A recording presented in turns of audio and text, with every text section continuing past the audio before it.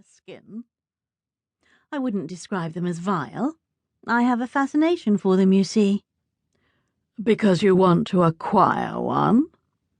She couldn't help her burst of laughter. Of course not.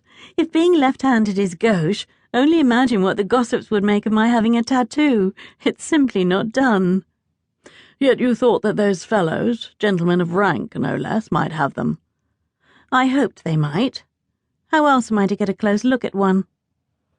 Lord Knightford had just enough time to stare at her incredulously before the dance parted them once more.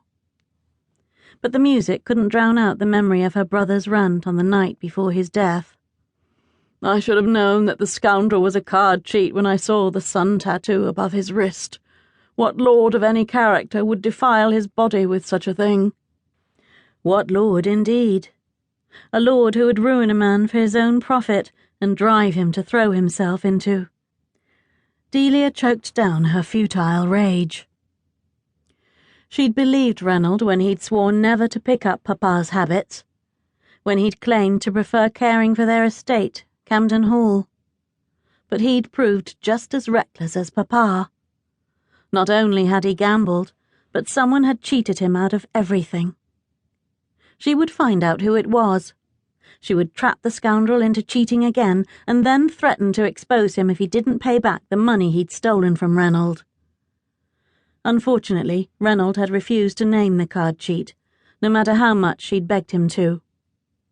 All Delia had to go on was the mention of his being a lord with a sun tattoo.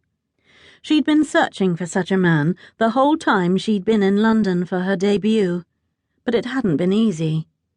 No gentleman would bare his arms to a lady except under unavoidable situations, which she'd been trying to create when Lord Knightford had ruined everything and run off her most recent suspects.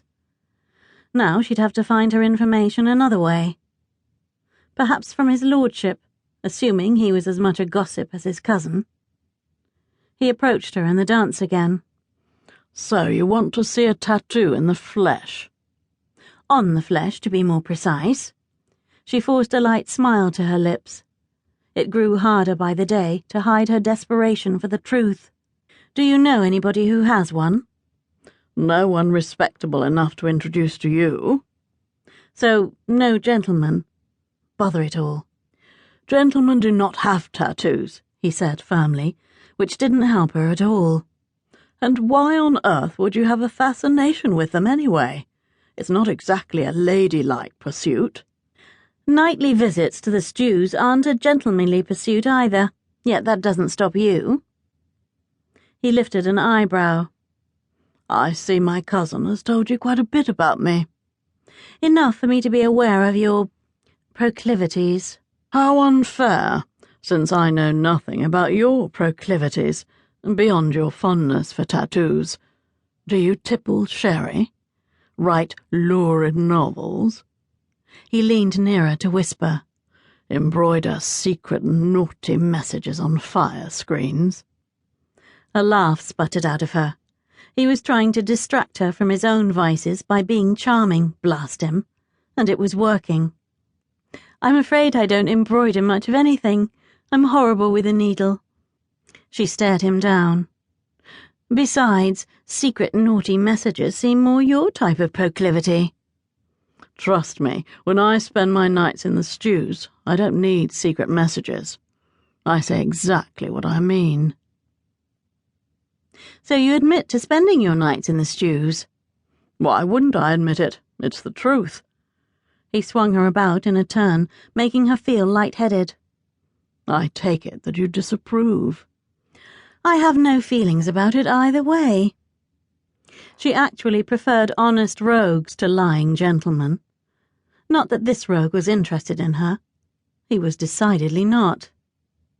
Why should I care if you visit brothels? Judging from his searching glance, her remark surprised him. Because you're a woman in search of a husband, and I'm an eligible man.